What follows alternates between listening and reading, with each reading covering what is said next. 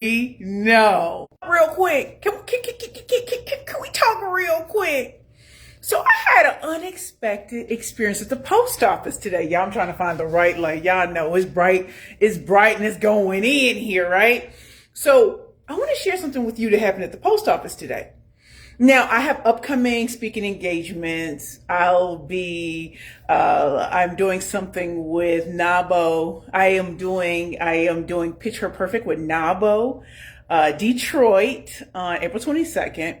I am also speaking at the Out of Excuses conference, which is going to be in Charlotte, North Carolina. And one of the things that I was doing this today, I went to the post office to mail off books, right? And so getting all of these books together, y'all know I'm a five-time number one best-selling author. So figuring out what books and everything, right? And so with Nabo Detroit, with Pitch Her Perfect, which I'm so excited about, is because I've been a Nabo member since I was 42 years old. I'm 47.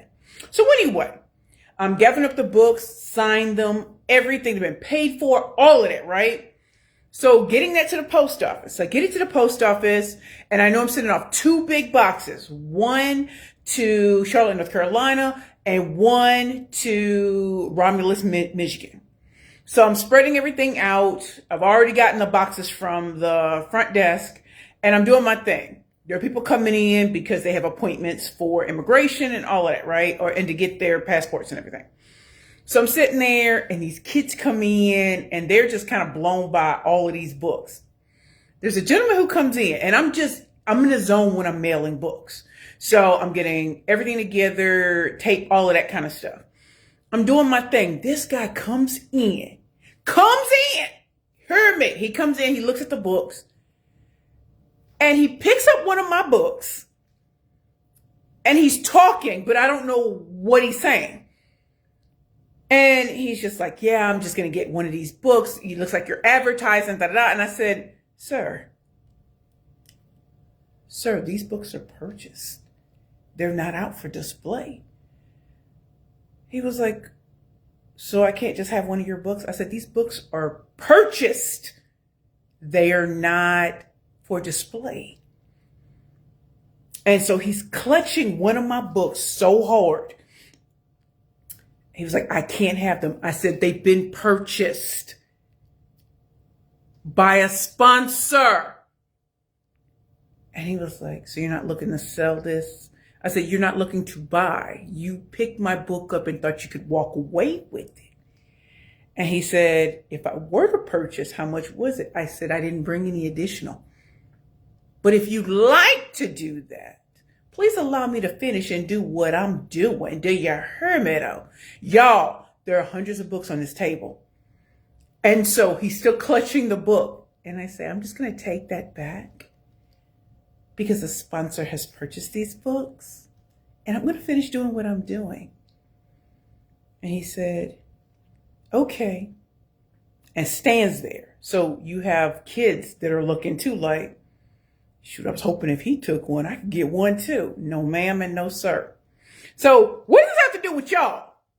Number one, I know we're being told every day, no one's buying books, everything has to be this and that. Let me tell y'all something. My books, the first 5 are business books. They're purchased by companies, corporations, foundations, and nonprofits. My first book came out when I was 40. I am now 47 years old. So imagine mailing your books to Detroit and North Carolina. And I wrote these books and I'm proud of these books. And this man wanted to take the book. And I had no doubt he was going to read it because the title alone, Rainmaking 101, that's the book he picked up. And I'm sitting here like, if I let the news and if I let everybody else tell it, none of us are going to have businesses. People are not going to buy. Things are so expensive. Things are this and that. Listen, book sales, I don't believe are dead. I just believe what's happening is that we need to be more clear on who's actually buying. So when my books were, number 1 on Amazon and everything, that was awesome. But I moved more books through companies, corporations, foundations, and nonprofits. Do you know why they're not New York Times bestsellers? Because I was not in the loop with those sales because they were purchased by these companies. So sometimes we may think, hey, if a person isn't the New York Times bestseller, what if you've already outsold New York Times bestselling books? Because from the beginning, and this is why I say Sharon Monet, Pen Legacy, there are things that she teaches and there are things that I know as a killer pitch master.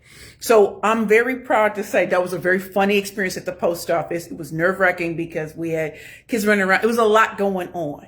But I'm locked in because I'm making sure that all these books are going to North Carolina and to Michigan. And then I also sent out 2 books to a queen who's been waiting for them, who is a friend of my Spelman's sister, my classmate, Corliss.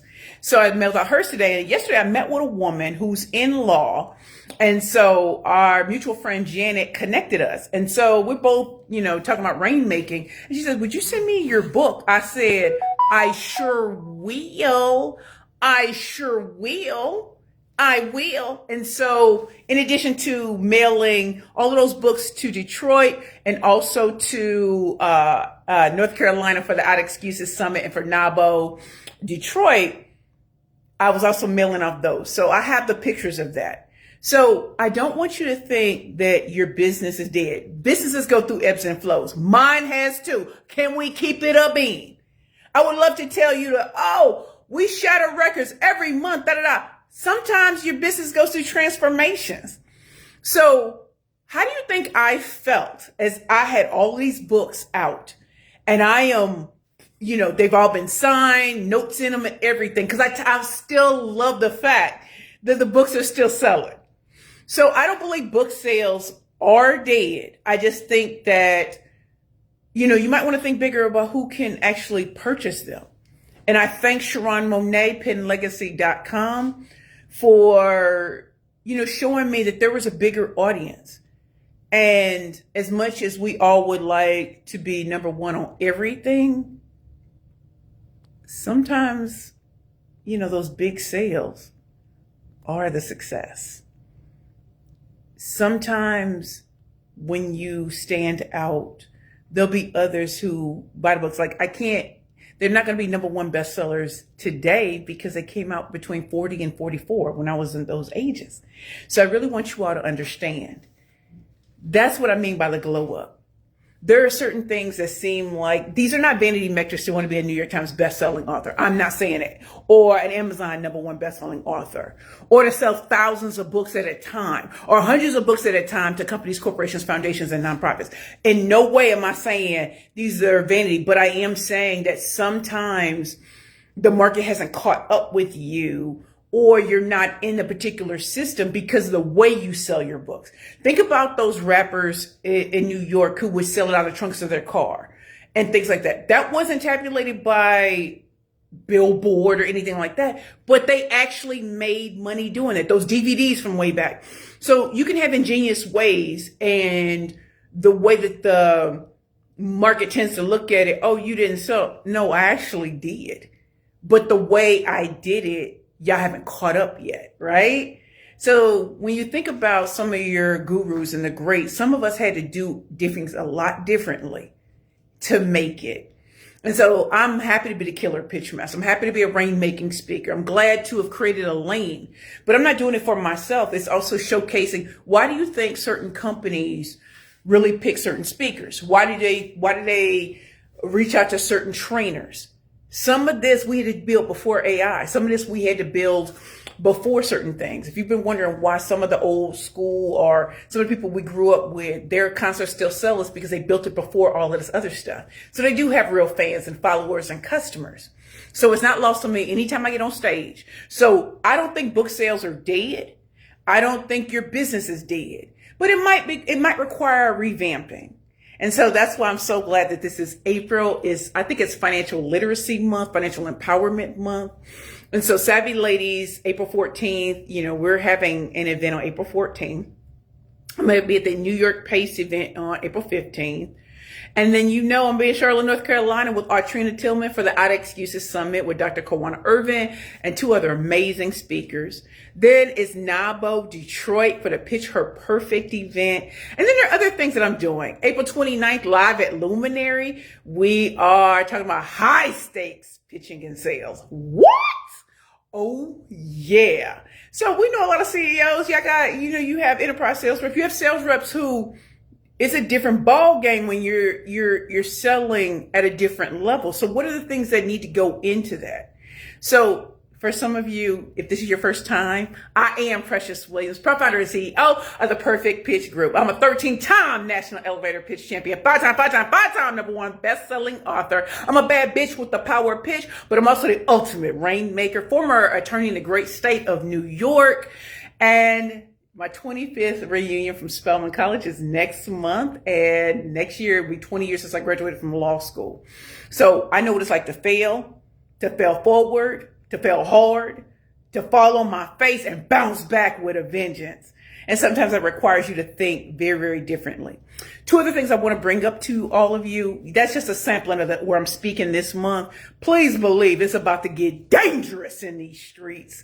We're about to unleash something with FIFA World Cup. Oh, did I tell you I'm black on both sides? No Brazilian butt lift, no 6-pack abs. Yeah, this is my real hair. Yes, I have gray hair. Yes.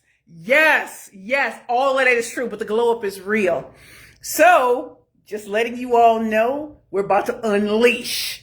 And so to have opportunities like this, imagine how many no's I heard. Imagine how many times I heard book sales are dead. Pitching is dead. Sales are dead. You have to look, sound, and act a certain way. And my thing is sometimes what we forget is some of us do it differently. And the way we move through a room full of vultures, the way we do certain things, it's not going to feel right to a lot of people because you didn't go through their training, their programming, or anything. But you also have something that some other people don't. Hashtag God did. And sometimes the way he moves, you won't look like what's in a textbook. You think it's in a textbook how I'm now a professor at Columbia University with no Ivy League degree? Think about that. How did that happen? That's favor, and favor is not fair. But when you become known truly in your zone of genius, it's amazing how mountains will move. It's amazing that what we read in the Bible, you understand it's real. It's really real, right? And so y'all know my grandmother over here. She got her wings April 18th, 2000, when I was a junior at Spelman College. This is the original Precious Williams. I'm her grandbaby. And she told me when I was 15 years old where I'd be. She didn't lie. You know what I mean? So I want to say to Brittany Raji Alberti, congratulations to the newest older woman in St. Louis, Missouri. You ran a great race. And if people knew all that you had to endure and still have events and all kinds of things outside of running for election, what? I'm so proud of you. I'm so proud to be your STL homegirl. Hashtag STL Proud 314. Y'all know what it is. And finally, I want to give a shout out to my stylist who has been battling cancer.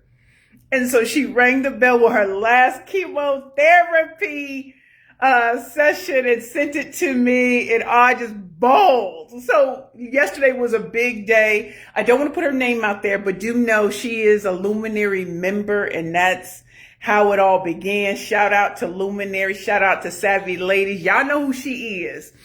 And I want y'all to know that she rang the bell, had her last chemotherapy session, and then our queen, Brittany Raji Alberti, Rich Mamas Club, marketing medium. Y'all know who she is. Congratulations. Congratulations. There are big things that come out of St. Louis, Missouri. I'm one of them, more at least. It's a lot of us that came out of St. Louis. And it's great that they elected my friend, my queen, entrepreneur, Brittany Raji Alberti. We love you. And so y'all know what it is. I don't think book sales are dead. I don't think your business is dead. It just might require a different look at it, okay? And so that's what I do every day as a killer pitch master, as a rainmaking speaker, as the ultimate rainmaker. I love you all. I'm about to go ahead and do this podcast with Savvy Ladies, so it'll be coming out soon. But I love you all. Let me just make sure I show love. Dana, just Queen. You've known me since 1997 when I started at Spelman College. I love you. Yolanda! Are you still out whale watching, Queen? You still out whale watching with the fam? I love it. Tanisha! Girl, we go way back, don't we? Yes. And Tawanda Winston King, such a pleasure. You all have a wonderful day. Let me get ready for this podcast because y'all already know the storm is here. Love you all. If you want to check out more, I am Precious Williams, proprietor and CEO of the Perfect Pitch Group. We're www.perfectpitchgroup.com.